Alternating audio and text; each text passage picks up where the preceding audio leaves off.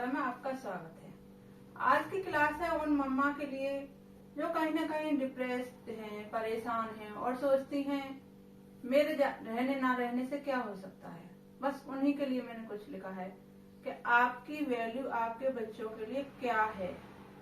तो सुनिए, माँ तो है पर ममता नहीं है। घर में हम बच्चे भी हैं पर समता नहीं है, यानी कि समानता नहीं है। मुन्नी का सेब हमेशा बड़ा और मेरा छोटा होता है। क्यों हमेशा मेरा आइसक्रीम कोन पतला और मुन्नी का मोटा होता है। ये एक ऐसे बच्चे की कहानी है जो 10 साल का है और उसे पता नहीं है कि घर में जो माँ है वो उसकी अपनी माँ नहीं है, सौतेली माँ है। उसे पता नहीं है कि मेरी माँ सौतेली माँ है।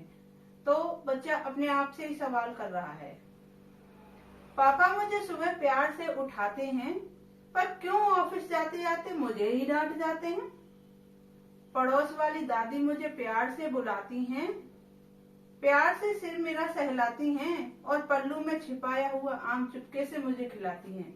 आपने भी देखा होगा आपके अड़ोस पड़ोस में जब ऐसे कोई बच्चे होते हैं जिनकी माँ नहीं होती तो बाहर वालों की भी थोड़ी सी सिंपैथी हो जाती है उनसे और वो थोड़ा लगाव हो जाता है, क्योंकि लेकिन बच्चों को नहीं पता है कि मेरी माँ असली माँ नहीं है। वो मुझसे बातें करती हैं, आंखों से बरसातें करती हैं, वे मुझको एक राज बताती हैं पर किसी से न कहना ये समझाती हैं। क्योंकि बाहर के जो बुजुर्ग लोग होते हैं वो भी बेचारे डरते हैं कहीं ना कहीं अपनी फैमिली से या उनकी फैमिली से, कहीं कोई कुछ वो डाउट ना हो, कोई हमसे कुछ कहने न लगे।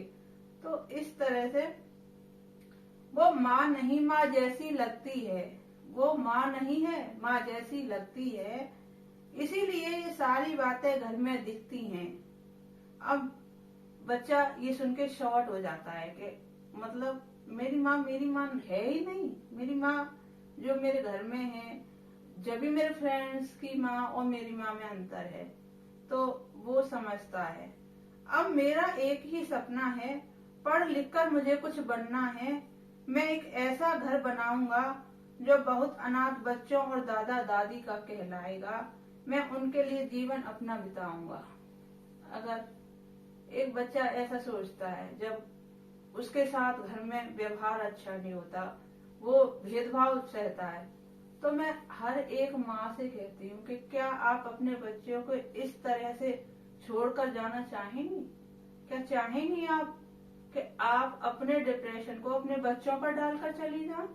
क्या आपका कोई भी डिप्रेशन, कोई भी परेशानी, कोई भी मुश्किल इतनी बड़ी है कि आप किसी और से परेशान होके, किसी और के परेशानियों की वजह से या झगड़ों की वजह से या किसी भी वजह से इतनी डिप्रेस हो जाएं कि अपने बच्चों को, जिनसे आप अपनी जान से भी ज्यादा प्यार करती हैं, उन्हें इस स्थिति में छोड़कर चली जाएं कि कल को कोई और आकर आपके बच्चों के साथ क्या व्यवहार करेगी। ये नहीं सोचा आपने कभी? कोई भी चीज इतनी बड़ी नहीं होती कि हम उसके लिए जिंदगी से हार मानने के लिए तैयार हो जाए। और ये कहानी ये कुछ काल्पनिक नहीं है, ये मेरे आसपास घटित, आपके भी आसपास घटित होने वाली, आमतौर पर होने वाली घटनाएं हैं। माना कुछ बच्चों की माएं तो भगवान की कहर से चली जाती है, कुछ भी अनहोनी होती है जो भगवान की मर्जी होती है, शायद बीमारी या कुछ भी, लेकिन कुछ माएं तो खुद ही ये सब कुछ कर लेती हैं। शायद वो बहुत परेशान होती है, मैं ये नहीं कहती बहुत परेशान होती, लेकिन कोई भी परेशानी इतनी बड़ी नहीं होती कि हम अपने बच्चों को छोड़कर चले जाएं उन हाथों में जिन हाथों में हम खुद सुरक्षित महसूस नहीं कर रहे। तो हमारे बच्चे वहां कैसे सुरक्षित रह सकते हैं? और लड़ना सीखिए अपने बच्चों के लिए, अपने लिए, अपने हक के लिए। इसीलिए कभी भी, चाहे वो परेशानी कितनी भी बड़ी हो छोटी हो, आप कितनी भी डिप्रेस्ड हैं, कितनी भी परेशान हैं, खुद को खड़ा कीजिए, सब्र कीजिए, आर्थिक आत्मनिर्भर बनिए। बस यही